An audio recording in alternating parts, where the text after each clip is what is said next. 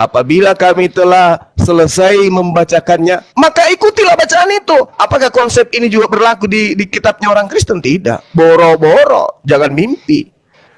Nah, sedangkan Rasulullah Muhammad SAW mengatakan, "Usul Qur'ana min arba'ah." Ambil Al-Quran itu dari 4 sahabatku. Siapa mereka? Abdullah bin Mas'ud, Salim, Mu'az bin Jabal, Ubay bin Ka'ab. Apakah hal ini terjadi terhadap Yesus? Ambil firman Tuhan yang kuterima dari Tuhanku itu dari sahabatku Lukas, dari sahabatku Paulus. Ada? Tidak. Anda tidak akan menemukan itu.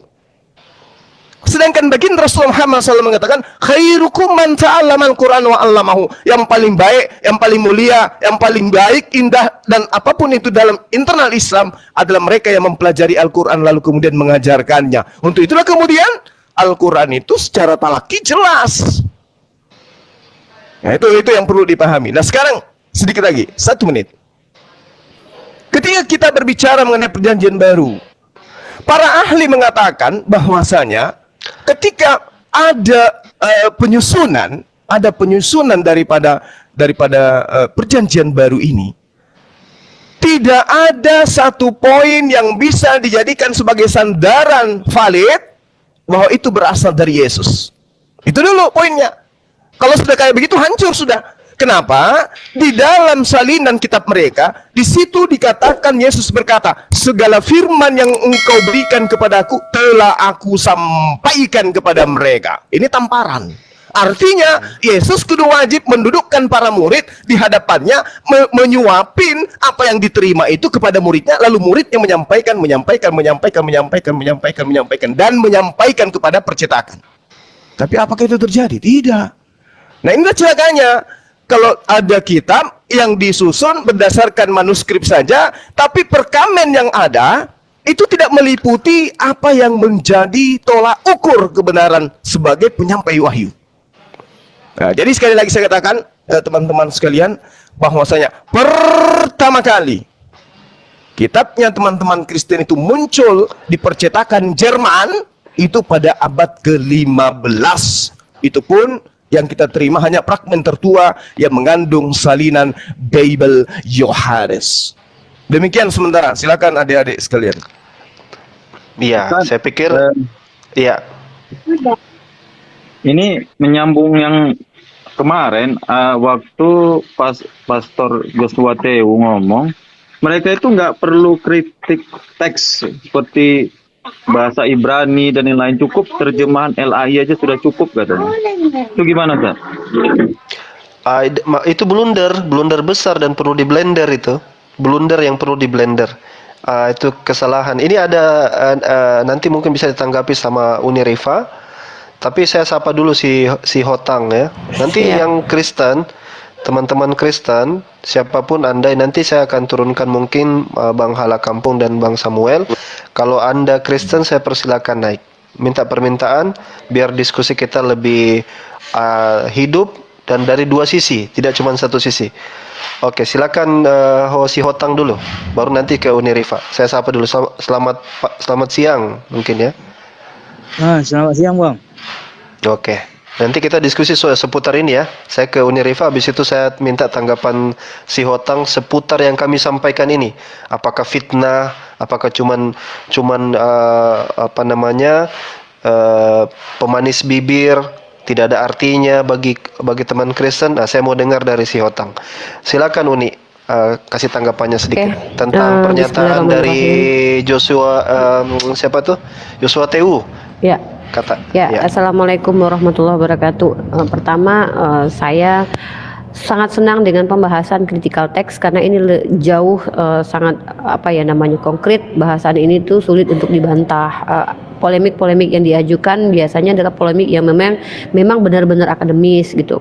Nah, tentang pernyataan Pendeta Joshua Teu bahwa mereka tidak butuh teks asli, itu tidak masalah. Bahkan mereka nggak butuh kitab suci untuk beragama pun nggak apa-apa bagi kita loh ya. Tapi itu sangat kacau sekali kalau masuk ke ranah umum atau ranah akademis lah gitu. Karena kalau begitu nggak perlu mau salah kek, mau terjemahannya melenceng kek, mau terjemahannya nggak benar kek, atau bisa jadi nanti yang menulisnya nggak tahu siapa, maka itu diterima sebagai fakta kebenaran. Yang penting mengimani saja kan berbahaya. Apakah memang cara berkeyakinan seperti itu? Ya silahkan, kalau memang agama warisan itu dipertahankan walaupun tidak teruji secara benar ketika sudah menjadi orang yang berpikir gitu. Dari kecil mungkin beragama Kristen atau Islam, lalu ketika besar tidak mau mengkaji,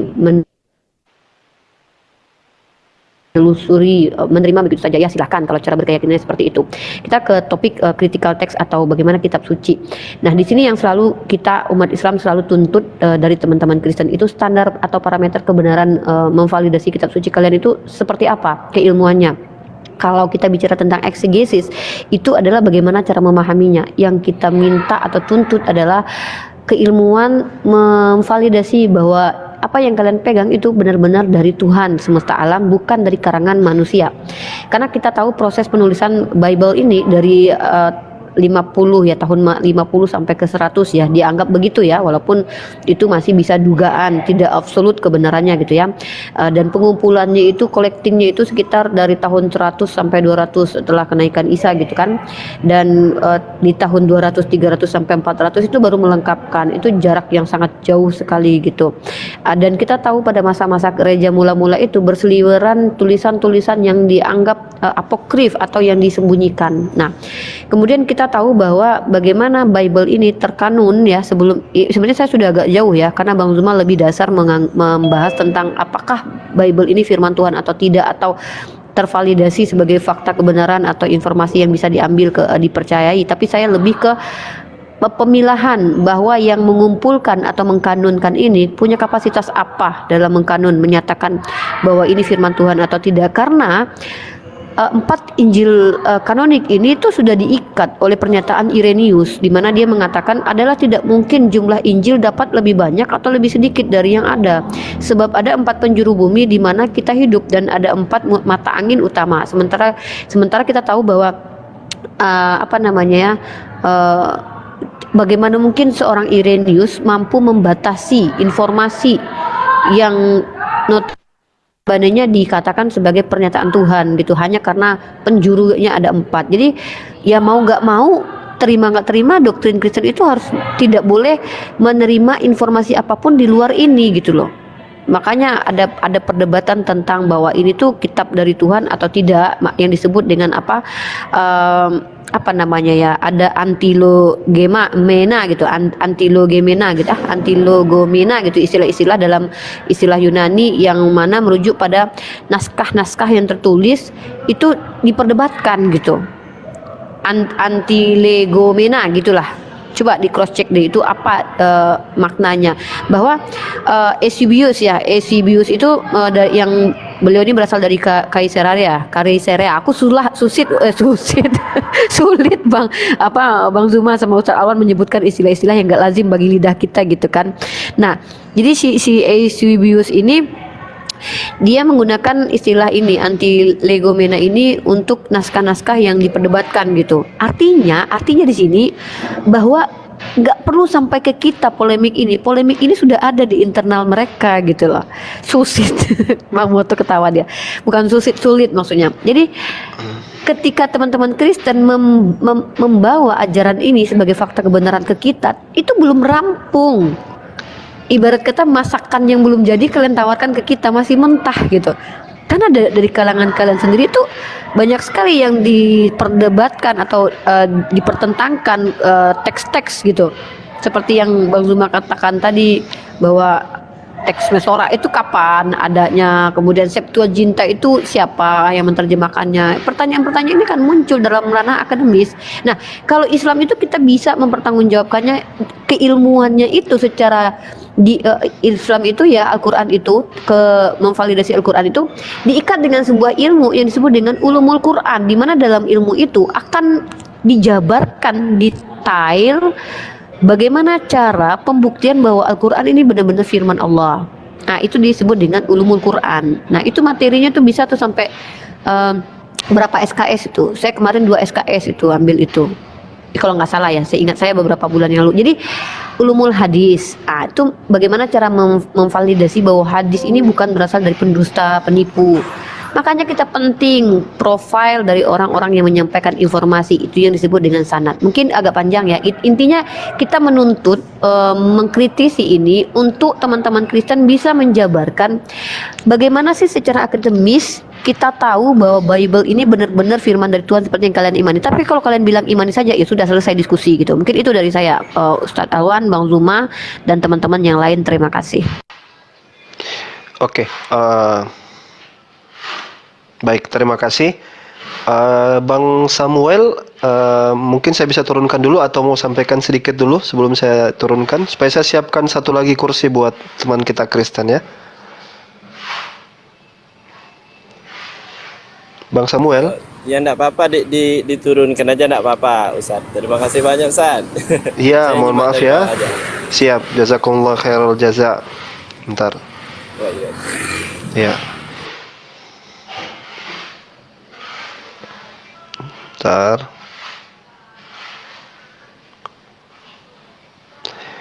Oke, sekarang saya ke si Hotang ya. Anda kan tadi sudah mendengar ya penjabaran dari para debater Muslim soal posisi Bible yang tersusun dari manuskrip-manuskrip yang bisa kita katakan tidak bisa dipertanggungjawabkan. Selain abadnya sudah ratusan tahun bahkan ribuan tahun daripada zaman Yesus, di sana pula ada banyak kerancuan-kerancuan. Nah, Anda silakan ditanggapi yang tadi semua sudah disampaikan itu tuh sebebas-bebasnya. Saya kasih waktu buat si Hotang. Silakan. Oke, gini ya Bang. Jadi kalau di luar positif negatifnya biasa itu orang berkomentar ya kan. Jadi kami fokusnya satu rumah kami. Ada Katolik, Protestan. Ya apa dasar kami? Alkitab. Ya di rumah kami ada bertanggapan positif atau negatif, itu hak pribadi seseorang. Jadi di isi Alkitab kami itu dinyatakan oleh firman-firman Tuhan, dan kami meyakinkannya itu seperti kita orang manusia meyakinkan firman-firmannya. Ada isi-isi Alkitab, Al-Quran. Di luar kami dikata-katain Alkitab kami, itu hak pribadi seseorang itu. Itu orang Bang Zuma sama Rifa itu kan berilmu tinggi. Kayak aku dibilangnya si Zuma. Ada ilmu di si Otang itu. Begitulah ngomong-ngomong manusia yang berilmu. Jadi kalau di luar narasinya panjang-panjang kali lebar tentang Alkitab, kan nggak terlalu respon. Nah, sebelum dia lahir kan udah ada Alkitab itu si Jumaya. Jadi nggak terlalu dibahas lah. Yang penting banyak koin. Lihat, aku ngajak ngomong langsung banyak koin Juma kan. Nah, itulah puji Tuhan lah, punya berkah, tambah rezeki, diamalkan rezekinya kayak apa Turki lagi bencana alam, ya kan? Sehat-sehat Bang Juma ya kan?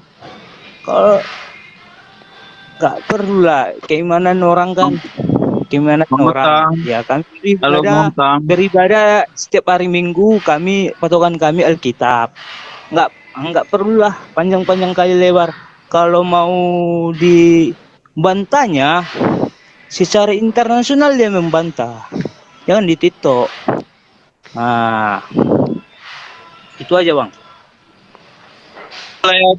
Salam dari Danau Toba. Leotang. Apa itu? Salam dari Danau Toba. Porsea. Danau Tobanya? Ya salam, saya tinggal di Porsea. Baguslah. Jadi kalau pernyataan Lehotang tadi seperti itu sama saja itu menutup diri dari penjelasan tadi. Gini Bang, nggak gitu ya. Konsepnya. Dia kan berilmu, berpengetahuan. Ya dia berkor-kor di TikTok. Ya nggak tahu kita siapa yang lawannya, siapa yang setara sama dia lah ilmunya. nanti dia bentar lagi ngomong si Otang itu nggak ada ilmunya kayak semalam masuk aku kan. Kalau ada ilmunya ya ajukan bertaraf internasional. Maksudnya buat Gugat. buat apa? Gugat bawa Alkitab orang kayak gitu. Ini kita bahas-bahas lah agama yang dinubuatkan oleh Tuhan dari Arab. Ya kayak mana kalau kita sebelum ada Alkitab semua? Apa? Coba si Otang, coba didengar. Enggak Dari boleh tadi, itu kan nubuat gini. dari firman Si Otang, Tuhan, enggak boleh. si Otang. Mau narasinya mau kayak mana pun enggak Si Otang. boleh. Kami patokannya hari Minggu kami beribadah. Si Otang dengar suara saya enggak? Si kami- Otang. Dia dengar suara saya? Kalau Si Otang. mau menggugat apa orang Si Otang. perlu. Si Otang. Dengar suara saya? Kami ada kok patokan Iya. kami. Dengar suara saya enggak si Otang? Alkitab. Dengar. Gini loh, saya kira nggak dengar habis bicara terus. Iya, aku paham. Aku ngerti bahasa. Pembelaan kamu Betul, apa? aku gitu cara pembelaanku. Kan udah aku bilang, kami kan satu rumah. Ya ada Kristen Protestan. Kesannya Di luar kamu rumah kami. kesannya kalau ada kamu orang sedih, berpendapat, kesannya kamu lagi patah hati kok gitu. Kau sedih, patah hati. Kan kau yang ngomong, bukan aku. Kan kau yang ngomong. Ya apa pembelaanmu gimana? Kalau memang kamu tidak sanggup, siapa aku temanmu yang rumah sanggup kami. membantah Itu data dari pembelaanku. Gurunda Zuma? Siapa? Pembelaanku di rumahku. Itu di rumah Tuanku. Apa urusannya? Kan itulah pembelaanku. Iya, pembelaan macam bagaimana itu pembelaan kamu? Coba Gurunda, gimana Gurunda? Iya, jadi gini, saudara si Hotang, kamu beragama itu tanpa dilandasi ilmu. Jadi kamu hanya mengimani Gak saja. kayak gitu konsepmu, bro. Ya, ini kita sedang berbicara sumber agama Kristen. Kitabmu itu sumbernya dari mana, dituliskan kapan, kenapa tidak disertakan original teksnya. Ini yang kita sedang bahas. Ya, Anda makanya di awal tadi saya katakan ambil pulpen, catat yang kami jabarkan. Kodeks yang ada di dalam penyusunan Bible itu ada yang disebut Aleppo Codex. Tapi itu tidak tidak diambil dan kemudian jadikan acuan dalam penulisan kitab yang kamu pegang hari ini. Itu dituliskan sekitar tahun 900-an Masehi. Leningrad Codex itu tahun 1008 Masehi. Nah, sedangkan Yesus itu datangnya kapan? Oh, tapi ada yang berkata, oh tidak, kitab kami di Katolik dan Protestan itu tidak berdasar terhadap Aleppo atau Leningrad Codex, tidak. Tapi Sinaiticus dan juga Vatikanus. Nah, ini lebih celaka lagi. Karena kenapa? Septuaginta, Codex Vatikanus, Sinaiticus itu salinan tertuanya abad keempat. Itu. Ini yang jadikan sebagai dasar pijakan. Salinan tertua itu ada di abad keempat. Lengkapnya di situ. Nah, tetapi ketika kita melihat metode yang digunakan dalam penyusunan, distribusi naskah perjanjian baru dalam bahasa Yunani, kalau kita urut berdasarkan abad, itu disusun dari abad kedua. Tidak ada yang berasal dari abad pertama. Itu pun dari naskah papirus. Itu abad kedua. Artinya 100 tahun lebih setelah Yesus itu tidak ada. Sementara acuan daripada kebenaran di dalam orang beragama terkait dengan agama samawi harus bersumber kepada mulut dari nabi itu. Yesuslah sumber itu. Tapi ternyata kitabmu dalam bentukan papirus itu nanti muncul paling tertua abad kedua. Endingnya ada meskul itu ditemukan di abad ke-16. Jadi ini mengalami transmisi yang sangat luar biasa.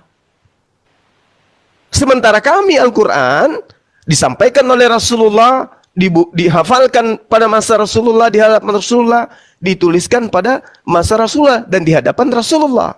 Harusnya Yesus juga begitu.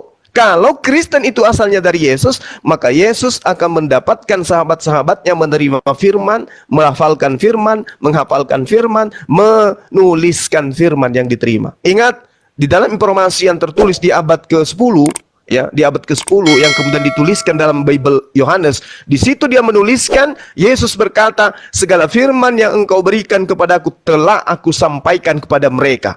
Berarti Yesus sebagai penyampai firman. Siapa yang menerima firman itu? Tidak ada informasinya. Yang muncul kemudian nanti di abad ke-4 dari Kodeks Sinaiticus itu dengan Vatikanus.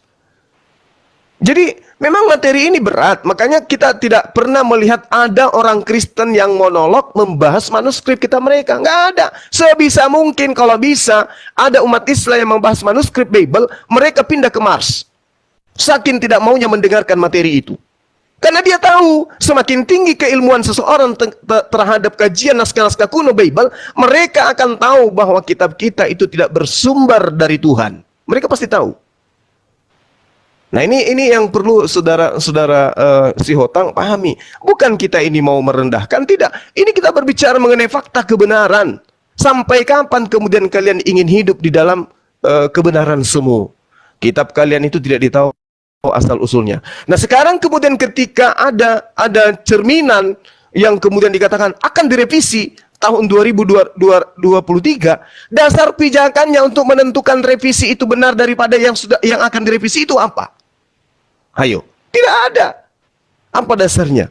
Ini direvisi ke kata ini dirubah menjadi apa yang menjadi dasar pijakannya untuk merubah itu? Ada enggak? Kalau dikatakan ada, kodeks mana yang dijadikan sandaran? Kodeks tertua, tunjukkan kodeks tertua itu mana? Kan tidak ada. Jadi yang ada di Indonesia ini, revisi yang terjadi adalah revisi dari terjemahan ke terjemahan. Semakin jauh meninggalkan kodeks yang ada. Saya masih ingat ketika adik saya, Ustadz Najak kemudian berbicara kepada siapa yang paling gagah menghujat Islam itu, yang perempuan itu, si Christine yang menyebut namanya Supiatul itu, ditanya tentang Markus 16, manuskripnya tolong tunjukkan, manuskrip tertua, Markus 16 nomor 8 sampai nomor 16 kayaknya waktu itu, nomor 9 sampai nomor 20. Apa yang dikatakan oleh Supiatul? Saya cari-cari dulu, karena manuskrip kami ada 40.000 lebih. Lah, ini bukan jawaban jawaban akademisi. Kalau dia itu orang terpelajar. Jadi yang Anda harus pahami, saudara Sihotang yang saya kasihi, kami apologet Muslim itu belajar.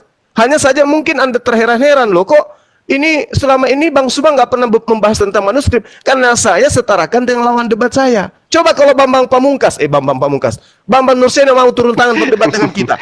Saya layani, saya sambil tidur-tiduran, kulayani Bambang Pamungkas. Kita berbicara mengenai manuskrip. Percuma saya tidak tidur sampai jam 4 subuh. Untuk belajar tentang kekristenan, kalau saya tidak bisa hadapi. Sayangnya, Bambang Nurseno itu tidak berani kemudian berhadapan dengan apologet Muslim. Dia hanya bisa menolak. Itu yang sangat disayangkan. Ya, saya kira begitu, saudara Sihotang. Agar saudara itu bisa mendapatkan hidup. Demikian.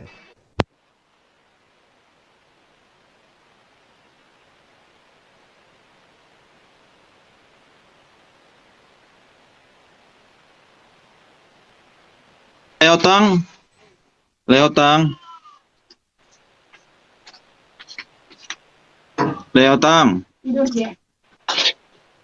Halo. Bang Halak Kampung? Iya, mau ngomong sama Leotang nih, Ustaz. Iya, silakan. Si Hotang. Ini ada.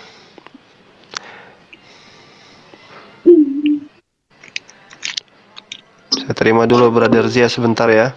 Sebentar. Assalamualaikum warahmatullahi wabarakatuh. Waalaikumsalam warahmatullahi wabarakatuh. Si Hotang. Ya, aman. Iya, Jadi Leo, begitu panjangnya Ustadz Juma tadi menjelaskan, kira-kira apa poinnya yang kira-kira Leo bisa bantah gitu? Aku nggak mau membantah-bantah orang. Intinya, apapun kata dia, ya nggak perlu kayak ilmuku lah. Kalau ilmuku Nak mau ku kasih tahu lah, pokoknya itu pahamannya itu. Karena semakin dikasih tahu, makin nggak cocok. Makin kayak gini dikasih tahu, diterangkan, nggak cocok. Ya kayak gitulah kelemahan kami di Indonesia ini Kristen. Ya nggak gitu juga lah, Lai. Sekarang kan Lai kalau punya ilmu, Lai jelaskan pendapat Ustaz Juma yang keliru tuh kayak apa dari gitu. TikTok, semakin ada orang yang berilmu, semakin digugat ilmunya, semakin nggak ada gunanya ngomong. Jadi maksud Lai mau ketemu sama Ustaz Juma, ngobrol gitu, menunjukkan dalil. Bang Zuma kenapa tuh ke band lagi ya? Ke band lagi, Ustaz. Biasalah. Masya Allah. Ya kan?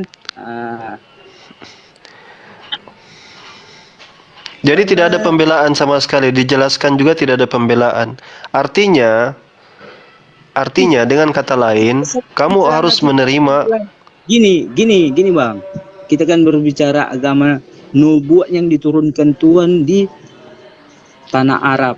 Kalau kayak mana kalau dibahas lagi kekuatan Tuhan yang di Cina. Kayak mana Sun Gokong? Sebelum ada abad. Lebih baik mana Sun Gokong atau Nabi Muhammad? Nah, inilah yang bikin kita bingung ya. Setiap wilayah itu punya kuasa Tuhan masing-masing. Contohnya kami orang Batak sampai sekarang banyak tuturan marga semua.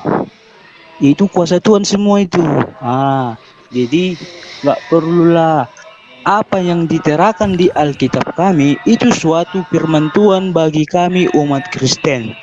Mau digugat di luar rumah kami terserah, itu al positif dan negatif. Oke, itulah pandangan saya. Ya kalau Ya, gitu inilah memang ya. ngelantur.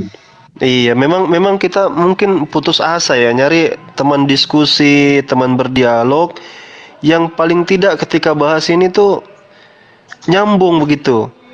Mahal Nyambung. ilmu kami mahal. Jadi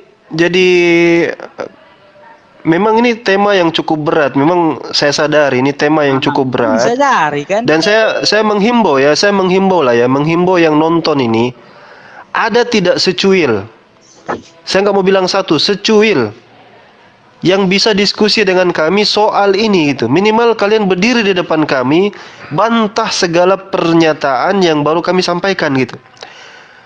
Bahwa Alkitab Bible yang kalian buat itu ya Nggak gitu jiwa kami, itu, bro. Jiwa kami nggak itu tidak membantah. Jiwa kami kasih. Jalankan jalan agamamu, jalankan jalan agamaku. ini lain Kalau konteks. Ini konteksnya secara internasional karena kami banyak loh. apa hubungannya dengan secara internasional? Iya kan kami kan agama terbesar di Indonesia. Di dunia.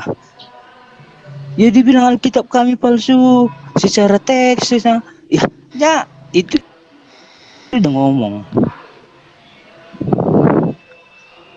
Nggak boleh gitu. Coba kampung coba. Spanyol. Dikasih tahu dulu ini Gini, coba di.